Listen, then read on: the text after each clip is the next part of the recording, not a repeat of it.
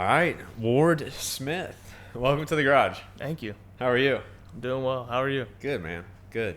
We should have had the last 10 minutes of conversation all here on the camera, but I know. better late than never. We got it out. Tell me a little bit about yourself. So whoever, even as small as the audience may be, whoever is watching this video, who are you? Where'd you grow up? My name is Ward Smith. I grew up in Hanover County, Mechanicsville. What's your middle name? Ward. What's your first name? Walter. Walter Ward. So I'm a fourth, so Walter Ward Smith the fourth. No kidding. Jeez. So your dad, his dad, great. So your great-great-grandfather was Walter Ward. Yep. What was the guy's name before that? Hines, maybe? I don't know. Really? You'd think like they would have just kept whatever was going. You Yeah. know? I mean, They did. he might have been the first, so Yeah. there might not have been a guy before. Touche. Chicken or the egg, you know? No guy before. There was always a guy before, right? Yeah, I guess so. Unless you're like Jesus. Yeah. Well, he had Joseph, kinda. But he could have been out of the picture. Yeah, he could have. He didn't really play it. Yeah. All right. Keep going. Hanover, VA. So I grew up in Hanover. I lived in Richmond for like 4 years of my life, and then we moved to Hanover, and then Like in the city. Yeah, in Richmond. Yep. Okay. I sometimes say the streets raised me, but it was it was only for like 4 years. That's why you're so soft. Yeah. So grew up in Hanover, Mechanicsville. Went to Hanover High, and then did a couple years of community college after that. Then went off to Virginia Tech. Graduated from Virginia Tech in May of 2022, and then I moved back to Hanover. Lived at home before I was getting married. Got married in November of 2022. And then my wife and I moved to Ashland. And that's where we're at now. Yeah. So you've been married for about 2 years. Just over a year. November 2023. So Yep. just over a year. I don't know where I'm at. I didn't realize. And you got a good steady job. Yep. And what'd you go to Virginia Tech for? Well, I changed my mind a few times, but I ended up getting a marketing management degree from there. Marketing management degree. Do you use that degree in your job today? Not directly, no, but Yeah. I think there's some hidden aspects of that degree. I mean, the crux of the degree was figuring out how and why consumers buy. So I feel like in my job, I work in residential construction. I'm not in the sales aspect of it, but understanding why people do certain things, like the buying behavior, was a class I took that was really interesting. And then just trying to figure out how you can, one, market yourself, or two, market your company to people. It was pretty interesting. So I think marketing's in everything, but I don't use it directly as like a marketing manager. Well, and like the more people you talk to, the more you learn that most people don't directly use their degree with whatever they're doing at the time. But I think that like college, and I did a little bit of college. I probably completed 2 years worth. Didn't even get an associate's because like you, I changed my mind a couple of times. But I think college isn't always about like, sure, that final destination is great and getting the degree, but it just makes you more of a well-rounded person. You know? Yeah, and I've heard people say, like, especially in my company or our company where we work, not we as in me and you, but we don't I work don't own the company. That's what I'm trying to say. Like when people talk about having a degree, that's a big thing for people that are going to come work. Totally. Where I work is having a degree, and the main reason behind that is it's showing that you can have a task or goal out in front of you, and then do certain steps to reach complete that it. goal. So yeah, and you're not going to give up.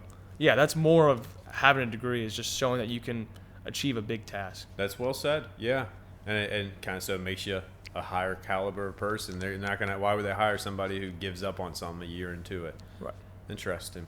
And you do, and you don't have to say exactly who it's for, but I mean you do project management for a fairly large builder. Yep. And I mean that seems like it'd be a little bit of weight on your shoulders. Is that a big responsibility? Yeah, it is. I'm a project manager for a residential home builder. Yeah, I mean you can say who too. It doesn't matter to me. Yeah, Ryan Homes. That's like probably one of the biggest. Yeah, so I think we're in 15 different states. Really? Yeah. I would have thought more, to be honest with you. It's growing for sure. Yeah. But 15. It was founded in the 1940s, but publicly traded company. Yeah. So it's a big platform. It's a lot of work. There's a lot to do. It's a lot of people and communication. But at the end of the day, it correlates so much to everyday life. Most people are fortunate enough to live in a home, and so a lot of people that we work with are building a home for the first time, or they're building their dream home.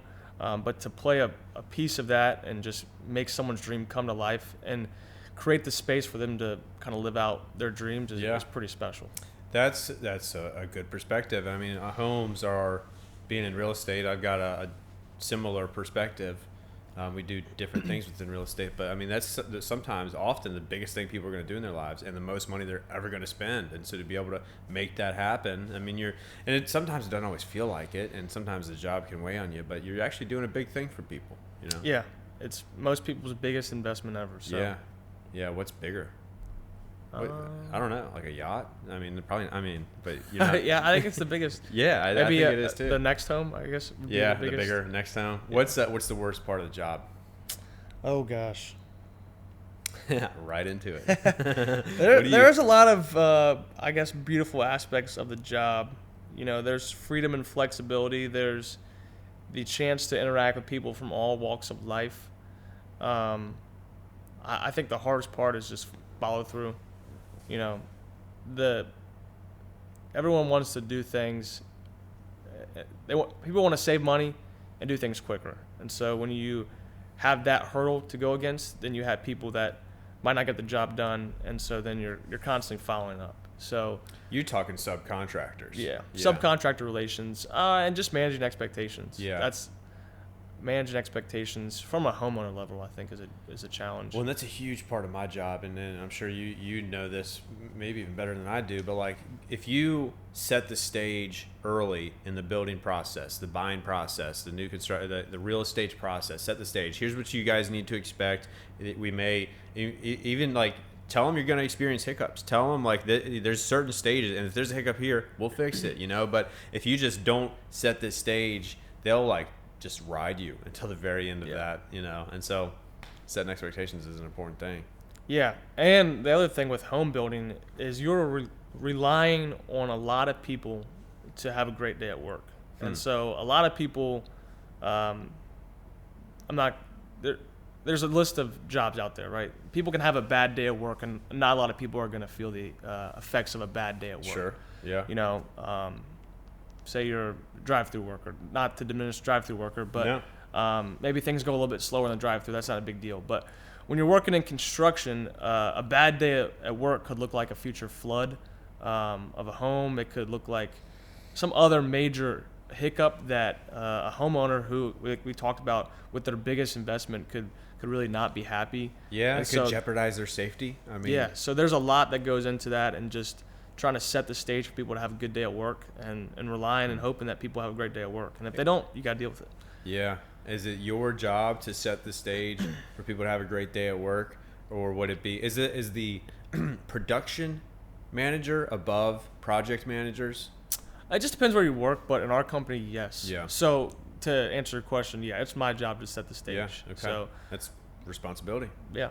If I schedule people accurately and just make sure things are ready for them, then that helps. But if I don't, then it's going to hurt. Do you think, sorry, Ryan, for asking this question, do you think you're going to be there forever?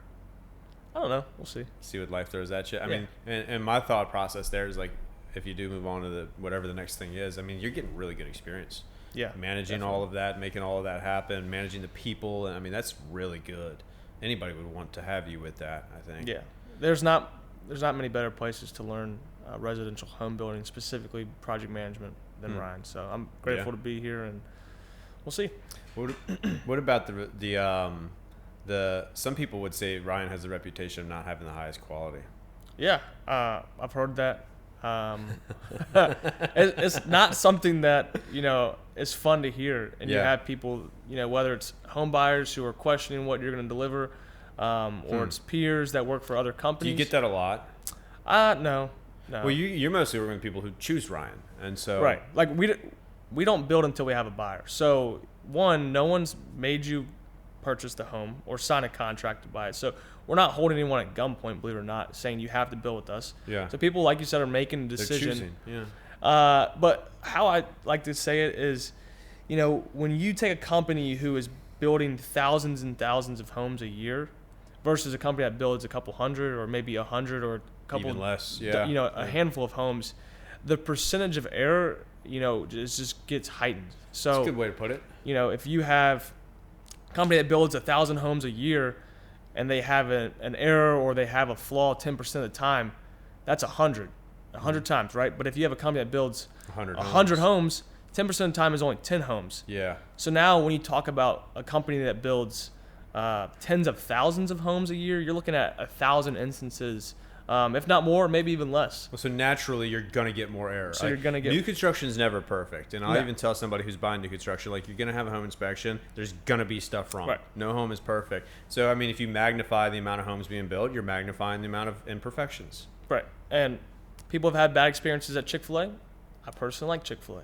Yeah. You probably like Chick-fil-A I too. love it. Yeah. Doesn't mean someone hasn't had a bad experience at Chick-fil-A. Doesn't mean someone hasn't had a bad experience at Ryan. But there's a lot of buyers who will come back, and there's also a lot of people that are happy. So yeah. Well, and it's funny. I asked that question to kind of like poke and take a stab to kind of see what you would say. But I was actually that was actually a really good answer. I was at a Squirrels baseball game over the summertime, a group event, and sitting next to a guy, and I had no idea who he was. I don't remember his name. But we ended up talking, and real estate came out, and he was the warranty manager for Ryan.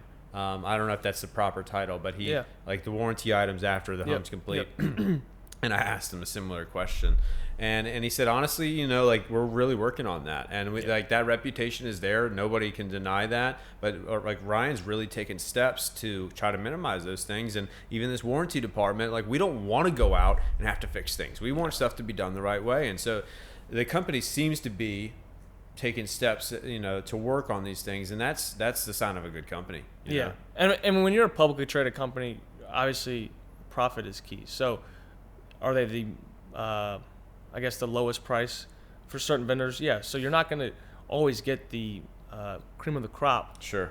But a lot of the vendors that we use in situations are getting used by other companies, believe it or not. So it's not all with Ryan. It's some of the other builders in the area are using the same exact people.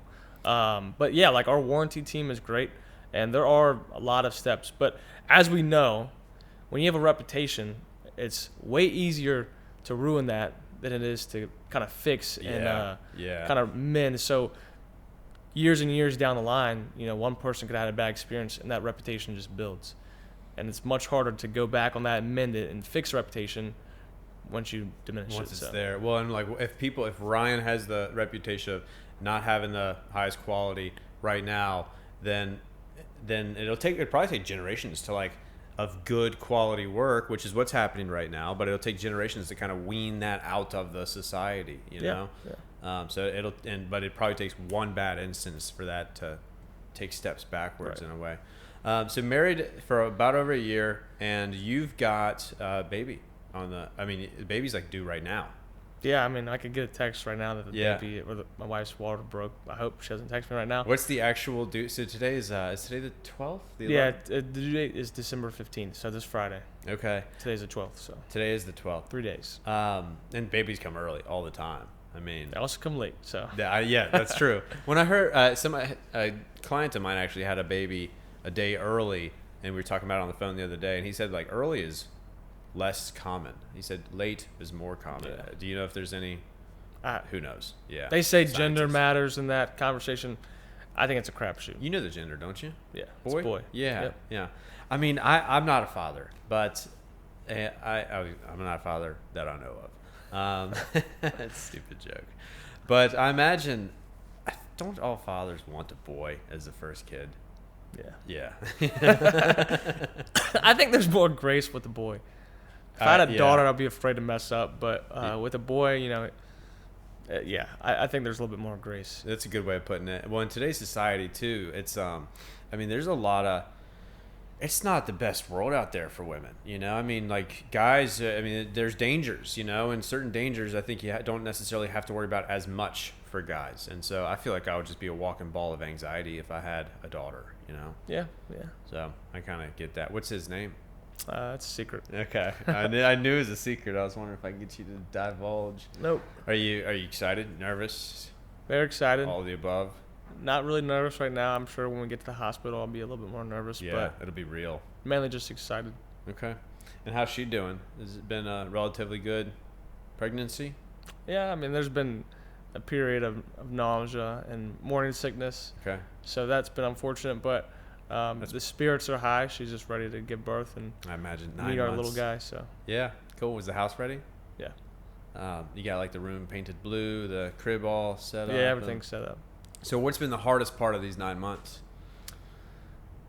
I mean, that's probably a bad question for me to answer because I think most women can agree it's much harder for a woman to be pregnant than it is for the husband to just kind of That's sit fair. and watch. So That's a good thing to acknowledge. not much has been hard in my world. What's been hardest for her? What's been hardest? I mean, has it been put any sort of strain on the relationship? Have you had to adapt to things? You probably had to like do things more for her than you would have before. I don't know if that's a bold statement. Yeah, I mean, there was definitely a time where I was cooking more than I usually have, just because she wasn't really feeling like eating. Good example. I think the hardest stuff for her was being sick, really for like the first 6 months of the pregnancy. So a lot of the pregnancy, she was sick and just not, especially in the mornings. So I don't want to speak on her behalf too much, but I think if she was sitting in this seat, she would say the morning sickness was definitely a challenge to overcome and adapt to. And then just not being able to do the things that you're used to doing. My wife is very fit, and so she loves to work out, and just morning sickness and stuff like that makes it a little bit difficult. Yeah. And then your body transforms, so you're constantly just like seeing your body transform into something that you haven't seen before, and that can be challenging. Interesting. Yeah. And so I imagine you sort of wonder, is it going to go back to the way it was before? And I guess I mean, yeah, that's an unknown. Yeah. I'm sure there's a lot of things about pregnancy, and we can't, obviously, disclaimer, we can't speak on behalf of the women. We'll never go through what they're going through, but I mean, you're seeing it, and so I imagine there's a lot of things like that about pregnancy that you don't even think of. Yeah. Like, my body's going through changes. Is it going to go back to the way it was? I'm sure there's a list of things that pop through their minds that I can't even imagine. Yeah, even something simple like just certain foods that she once enjoyed and then didn't. Or coffee. Like, she loves coffee, but since she's been pregnant, she has not drank coffee really at all. Huh. And that's just one of those things, like when you're pregnant, for some reason, you have certain cravings that you didn't have before. I've heard. And certain things that you like, you just can't stand. And then apparently it just goes back to normal. For some, I mean. Hopefully. Yeah. Right. Yeah, I might never have to, or not have to. I might never get to go on a coffee date again with my wife. She might hate coffee. Coffee date with your wife again. I'll go on a coffee date with you if she does sometime. She can have hot chocolate. Is it just the taste? The I smell? think the smell is, Off-putting. ungodly for her, and the taste is, I don't think there's much to be desired in the coffee realm. Interesting. So I'm going to ask a broad question here, and I'm going back based on past experience or past knowledge on you. But before this pregnancy, you had another one, and you know the idea and the idea behind this channel and these conversations and the hope for what talking about our things will do for people. And so, I mean, you went through a pregnancy before this one, and didn't go the same way. Will you tell me a little bit about that? Yeah. So when we got married in November 2022, like we talked about, we found out like a month later that we were pregnant. So it was a honeymoon baby. Yeah. Where'd you go on honeymoon real quick? We went to Phoenix, Arizona. Okay. So went out west, and it was awesome. Was it warm? It was like in the 70s, 80s, so it was perfect. Had, I think, some of the best pizza in the world. Really? Arizona? Yeah. Pizzeria Bianco. It was on a Netflix special that we saw, like right before we went out on our honeymoon. We went there, and it is. I dream about that pizza. It was that good. It is so good. All right. Well, you heard it if you're in Arizona. Yeah. Phoenix is where it's at. So, honeymoon baby. Yep. So it was a honeymoon baby. Found out we were pregnant, and then kind of shortly after that, certain complications arose. And we found out like the week of Christmas that she miscarried. So it was about 6 weeks or so, I think, was month and a half-ish. How long the pregnancy was. And And so she went through a miscarriage. And I mean, what got you, and now, we're not the women. And they go, and so you got two people, parents, who are going through this thing. And the way this woman experienced it is naturally it's different than the way the man experiences it. And so you can only say but so much about how she experiences things. But I mean, that's something. I had a friend sit across from me, and it was episode 3 or 4 of In the Garage, and her name is Lavender Corley. And what we did was you sat down and talked a lot about postpartum depression and stuff that women go through mentally after childbirth that isn't necessarily talked about as much. And I think that it's a shame because there's a lot of people who go through postpartum depression, and I think by talking about these things we can bring it out into the light. And so I don't think people talk about my mother. She had and I'm sort of rambling, she had 3 miscarriages before she had me, and I just think people don't talk a lot about that. I think it's a sensitive subject for obvious reasons, and you can only speak on your perspective through it. But that's, imagine one of the toughest things anybody will go through. How did you do it? Yeah, I mean, it is a difficult thing. It's, in my shoes, nowhere near as difficult as it was for my wife. There's just certain things that she experienced physically and emotionally that I'll never have to. I'm thankful for that because I can't imagine. So, that's definitely challenging. I will say, there's people that have stillbirths and they have miscarriages much longer down the road in the journey of pregnancy. And, in a certain aspect, we're fortunate that it was so early. Now, it was obviously still a life, and that's something to mourn, but some of the stuff that others have gone through, I can't imagine, put myself there. But really what it boiled down to was we weren't planning to have the baby, and so our mindset shifted when we found out we were pregnant of just trust. And okay, if we believe that God is good and he has the best interest for us as a family as a whole, then he's doing something with this. And so the trust started to develop. And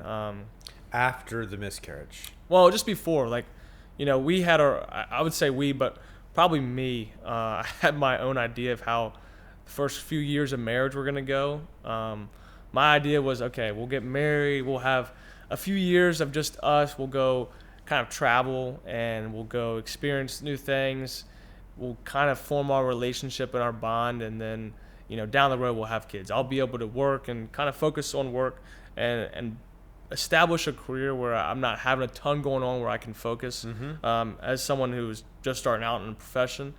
And so immediately after getting married, not immediately, but shortly after getting married, figuring out that we were pregnant, it was kind of like, whoa, I have all these dreams and desires that might get put on the back burner. And so there was a process that I went through of realizing, okay, if we trust God, if we trust that he's got the best interest in his mind, then his way is better than ours. And so let's trust him. Let's trust that, okay, this pregnancy is for a reason. And then we found out there was a miscarriage. It came back to that of, all right, this is not punishment. We don't believe in punishment. And this is not some, like I said, punishment or, it's not something that he did. So this is something that is reality, and we have to deal with, and we can let that situation, let that loss pull us away from God, or we can let it and draw us closer. 2 options. So that's your 2 options, and we chose to let it bring us closer and just trust in him, trust that he can turn beauty from ashes, and he can make things new and redeem and heal in ways that we've never experienced. And so that was a lot of it. It definitely forged a bond between me and my wife, Kinsey, that I'm sure would happen down the road, but going through that creates a unique experience and a bond as a couple. And so, there was a lot of beauty that came from that, and just kind of peace, Just fascinating how that can work sometimes. And when it speaks to the level of faith and love I think that you guys have for God, and because I cannot, I can't relate, but I imagine that's one of the most terrible things. It's if there's a list of terrible things people can experience, that's going to be really high up on that list. And to be able to not hate God and to have that draw you closer to him, I mean, that's a tough thing to do, And you got 2 options: draw you closer to him or further away, and it's really cool to hear that you guys went in the better direction of the two. Yeah. And closer as a couple too. Yeah. I mean, going through that, it's like, I mean, I'm sure on a level you guys broke, and your hearts broke, and sometimes things are stronger when they're healed after they've been broken. You know. Well, and you actually bring up a good point too. I mean, lost the baby a month and a half into the pregnancy. Imagine if it was 8.5 months, or I mean, I just can't. That all of the sorrow you experience in a month and a half would, I'm sure, only be magnified. Yeah. If it was well, I thank you for sharing that. I mean, have you always been comfortable talking about that, or has it gotten easier with a little bit of time? Yeah, I think we made a decision that it wasn't going to be something where we didn't talk about it because, like you said, your mom, just in experiencing that, you hear stories of people that you're friends with that you never knew. Their parents went through multiple miscarriages. People that are close to us, we had no idea that they went through the same thing or really? Similar. And so it's one of those things that's just not talked about. It really isn't, and it's a taboo subject. And people don't know how to handle it, which you can't fault them for.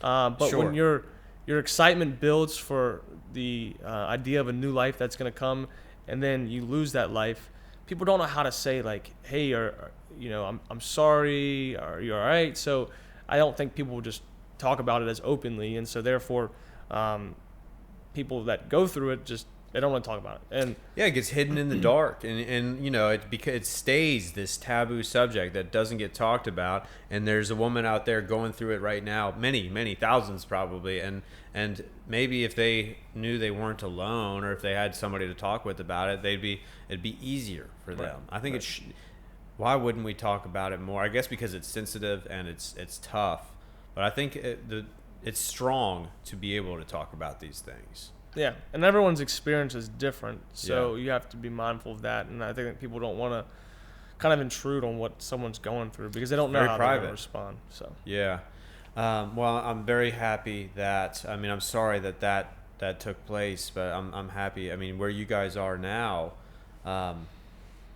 it's a better spot, right? Right. I mean, she's actually giving birth as we speak. So how does she feel about you being here? Yeah. I told her there's priorities, and being here for this podcast was Top more priority. important than seeing my son born. So it's just a joke. She's not in labor right now. No, that we know of. Yeah. Does it make you want to check your watch? No. A little bit. Well, I'm excited for you guys. I think that's going to be huge. Do you do rebaptize as a baby? As a baby, yeah, I was. Are you going to baptize your baby? I've thought about it. I haven't formed a thought. Yeah. I don't know. It's a great idea. I think it's a great kind of ritual to go through. But at the same time, like... It's not making the decision. It's not. Like, the baby is going to grow up and to become a teen and an adult, and they're going to make the decisions. So I don't believe that the baptism I experienced had... The saving effect. Well, I don't think it's the reason I'm following Jesus now. Like that one moment. But I do think that my mom and my family being believers and, raising me up in that environment definitely helps. But the act of when I was a tiny little infant pouring water on my head, that's not to diminish the power of baptisms and what that means in Scripture. Not. I'm just saying I don't have an opinion either way on what we're going to do when our son's here. We'll see. Yeah, we'll see. I don't know much about the Bible, and I'm just now kind of learning it. Man, she's tearing that door up. But I think I don't know if baptism is required to get into heaven, but like you baptize. I think baptism is like a choice. Well, I'm trying to think about the best way to say this. I mean, a baby cannot make the decision. And so it's not a choice that this baby's making to follow Jesus. Babies don't have that decision, but people would say that babies are innocent. And so it's like some people would say that baby doesn't have to get baptized. If something there's people in the past, I think, who took the stance that if you baptize the baby, something horrible happens, car crash, whatever it may be. Well, if the baby's baptized, baby's going to heaven. Baby's not baptized, baby's not going to heaven. And I think that's been, to my knowledge, like kind of dispelled in a way. Like this is an innocent soul, whether baptism or not.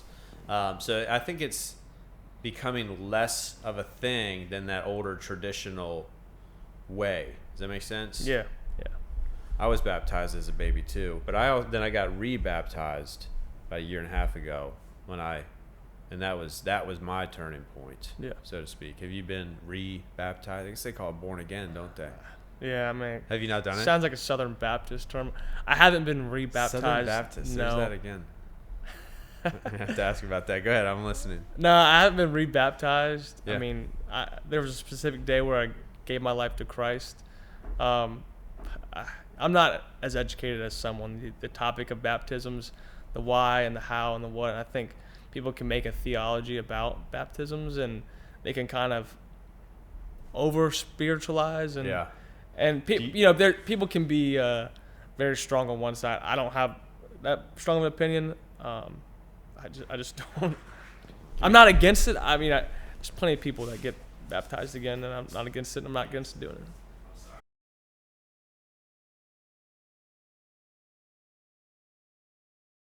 So that we're taking a quick bathroom break, and also I let the dog inside because she was like scratching up the door to the garage, which I should have planned for. But intermission.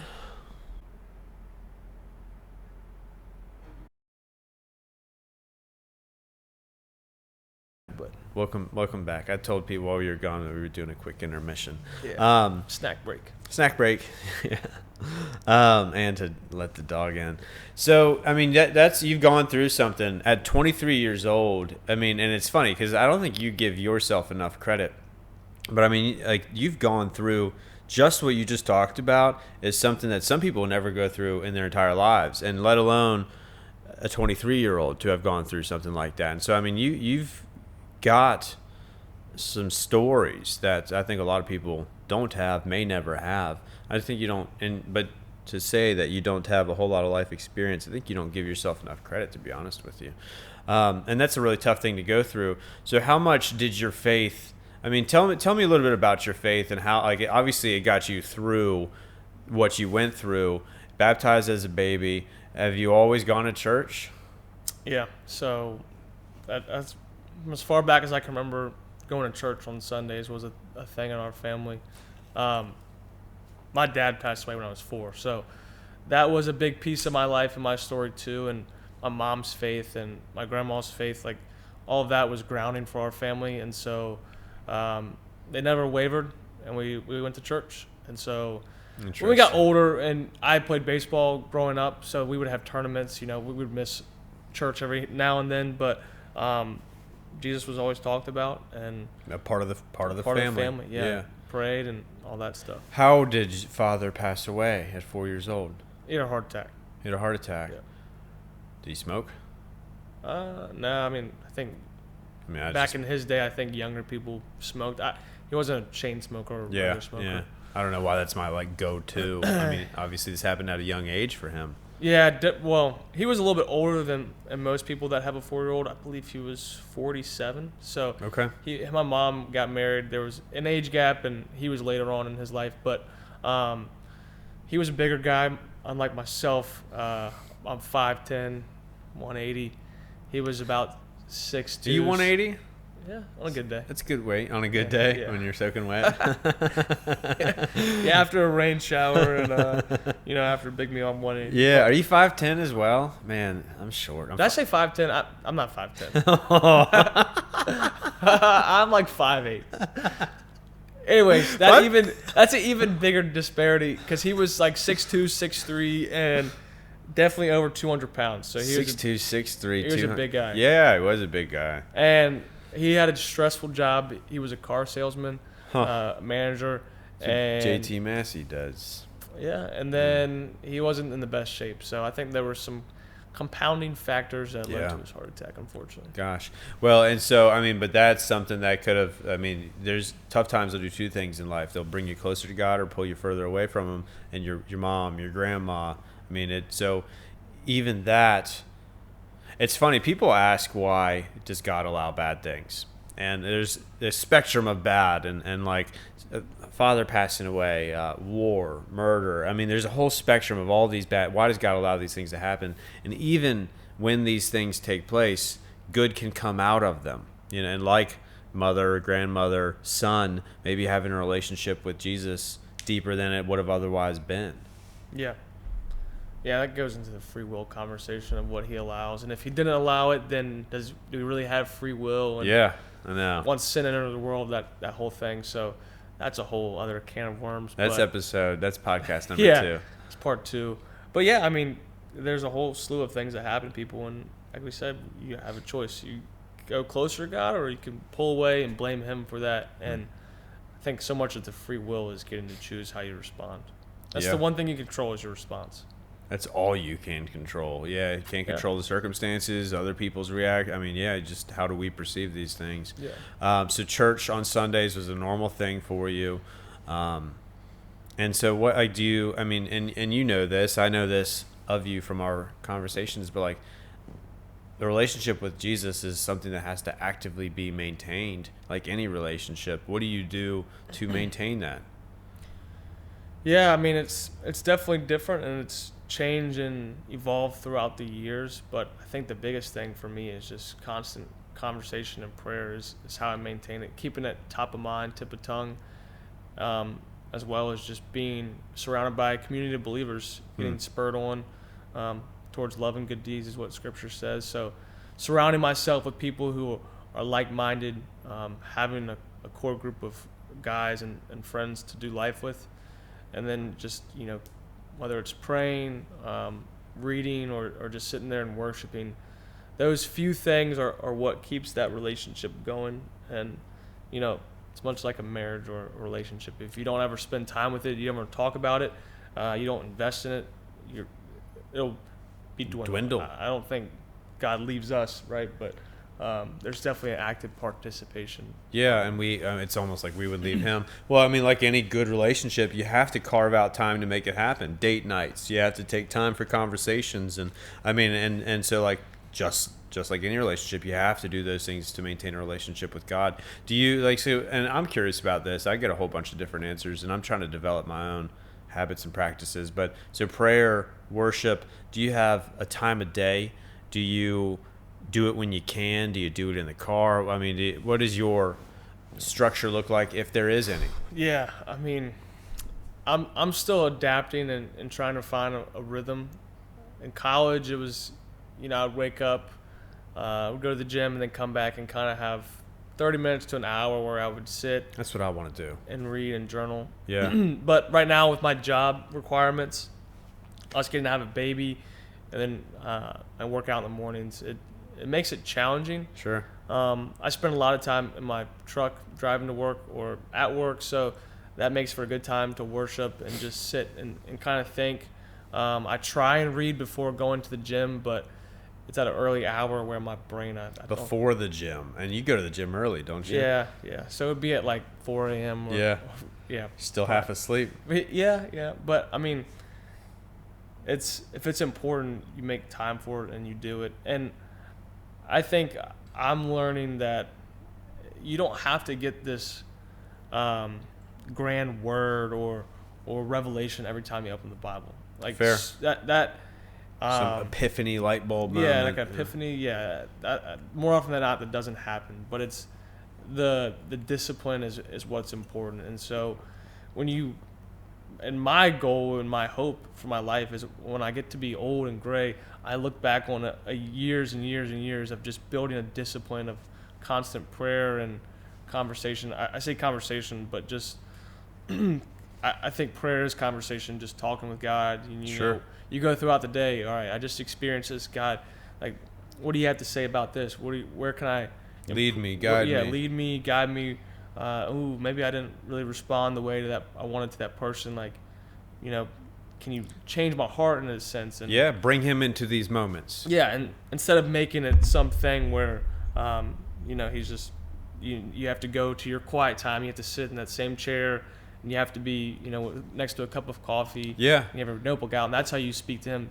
No, he's all around, ever encompassing. All the time. While he may love that 1 hour you give him or 30 minutes a day while you are drinking a cup of coffee, sure, he loves that. But he doesn't want to be with you just there in that moment. He wants to be with you at all times. Right. And while he's there, we have to, bring him in, acknowledge it, and kind of make him a part of it. What are you reading? When you say reading, like in talk, is it the Bible that you? Yeah. I'm reading something right now called Whisper. Have you heard Mark Batterson? It's about hearing the whisper of God, and like why does he's got his love languages and scripture, nature, pain, desires, and it's about hearing the word of God. It's a good book. Never heard of that. Why do you? I think I've heard of that author before, but yeah, I had not. I hadn't heard of the book either. Do you know why it says God talks in a whisper? I don't know. What's the best way to hear a whisper? It's the best. Listen. Lean in real close to the person. So he talks. I mean, he's got an outdoor voice. He can get loud, as we see in the Old Testament, but he wants us to get in real close to him so we can hear his voice, which is maybe why it's sometimes difficult to hear him, because he does want us close. Kind of an interesting thought. Yeah, and there's so much noise. There is a lot of noise. That's Yeah.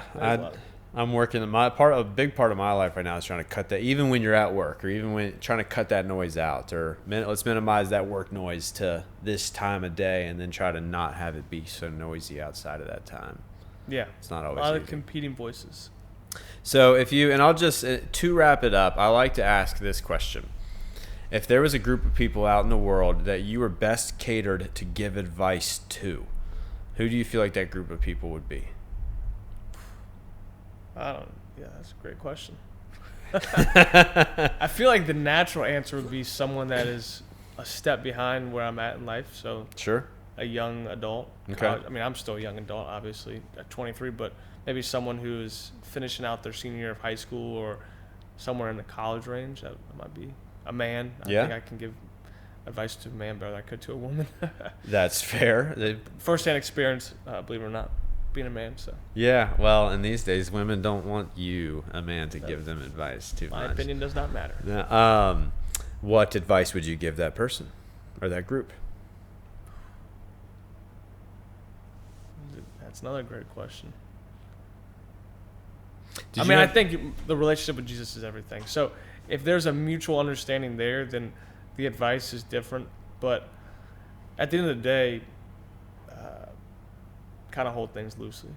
Might be, I don't know. I would probably answer this differently if you asked me 10 different times. But right now, what comes to mind is hold things loosely, especially to the young adult or college kid, where you feel like you know what you want to do with your life, and you feel like you have an idea about where it's going, and then that could change. And hold things loosely, because like work is not everything, and I think that's something that a lot of people like fall in my into. shoes, and especially young men, like they're trying to just the hustle culture and getting in their career and kind of getting themselves established and climb the ladder. Like that stuff is all going to pass away, and you could get fired tomorrow. You could have a change of regime, or you could fall out of love with the job. And so the question, what people do is they place their self-worth or their value or their importance in their job. Or like, if I'm doing well at work, then I'm doing good and I'm happy with myself and I feel like I'm worthy. But then that stuff can crumble so easily. And then where does that leave you, and where does it leave your self-worth? And so what I found, and going back to your point, is if build your relationship with Jesus, and that'll make you feel more worthy than any job ever could. And that will not crumble. And so you can have all these life events happening. You can lose your job, you can lose your house, you can lose a father, you can lose a child, but that doesn't define who you are. Right. And that doesn't necessarily, sure, these things are tough to go through, and there's sorrow, and that's a normal emotion to experience, but that doesn't, you're you. That doesn't change who you are. Right. Yeah. So, and I think that's really good advice, and I wish that I had built my relationship with Jesus a lot sooner in life. I think all things happen for a good reason, but that's good advice. Yeah. All right, well, you got anything questions for me? You want to? We can wrap it up. I like to wrap things up in a prayer. Okay. Would you? I'm happy to say it. Would you do the honors? Yeah. Okay. All right. Take it away.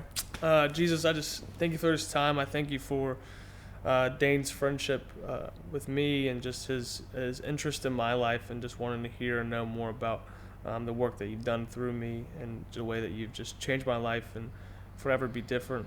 I just thank you for these conversations that are held in a natural setting and that we just get to just talk about what we've experienced and the ways that you've moved and worked to change our lives. I just pray that, like Dane says, if this conversation touches one person, that it's worth it, and Amen. And that we would just get to know you on a deeper and more personal level. Amen. Amen. Couldn't have said it better. Well played, sir. What'd you think? Good. It wasn't that bad. No.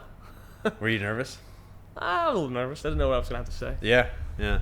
I mean, it's not. It's 45 minutes, hour of. I mean, I don't want it to feel too interviewee. Yeah. I want it to. Have you seen JRE, Joe Rogan Experience? And that's the ultimate idea, thought. How was it compared to what you thought? What could I do better? No, I don't really have any thoughts. I mean, I think it was good. Okay. Cool. I mean, the difference between Joe Rogan is you have people that are like world famous athletes, Yeah. chefs, Elon Musk. authors. These people could talk about their passions for days. I don't really have that much to bring to the table, and that light of like. Yeah, I understand. Joe gets a 3-hour episode because these people are like doctors and physicians and can talk and they have hot button subjects. So it's a little different, but I think overall it was good. Hey, thanks for watching the video. If it spoke to you or if you enjoyed it, hit the subscribe button. There's going to be new content coming each and every single week. If you have a friend or a family member or somebody in your life who you think may benefit from a video like this, share the channel with them. Maybe it'll help. If you're personally going through a tough time and you feel like you're alone, drop a comment below. Tell me a little bit about who you are and what you're going through. I'd love to hear more. God bless you and see you next time.